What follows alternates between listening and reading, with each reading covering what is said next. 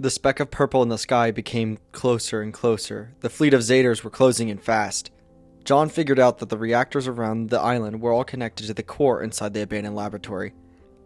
The unknown purpose of these reactors must be to power the death ray, since the death ray consisted of 4 spires, all surrounding the central and largest spire. The 4 spires around the center one were powered by 4 reactors, leaving the center to be powered by the largest reactor, the core reactor. John used the blueprints and parts in the abandoned laboratory to create power sources of core. This would float with the B6 hover device over to a functional reactor. They then would attach to the reactor and inject the power source into the reactor. This was done to 4 of the reactors from around the map. The only last step John needed to fulfill was powering the core reactor. The Ch2s were now closer than ever. John was running low on time, panicking to power the core reactor. Some of the people on the island vouched for what he was doing.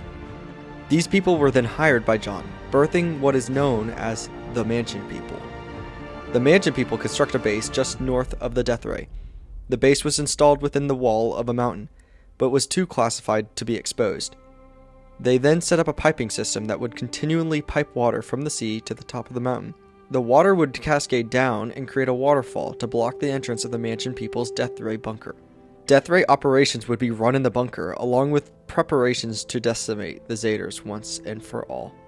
Consequently, from the waterfall, the surrounding area became extremely lively from water, becoming known as fertile farmlands. Pufferfish Land opened their next new location, Wild Wonderland. The place was complete with exhibits for polar bears, foxes, volcanic creatures, panda bears, pigs, and an aquarium. A new underwater volcanic zone was discovered, although it seemed dormant. A cruise ship was also constructed alongside a new dock. The ship set sail every so often, giving people the experience of a lifetime. The ship would tour around the sea, showing remains of ancient cities, the underwater volcanic zone, a complete trip of Pufferfish Land, and a tour of the Inca Cola factory. The time had come. Just as the Ch2s had entered the atmosphere and got even closer than they had ever had before, John powered and activated the core reactor. The death ray shook the ground as it became fully active. The power reserves for the death ray were completely built up.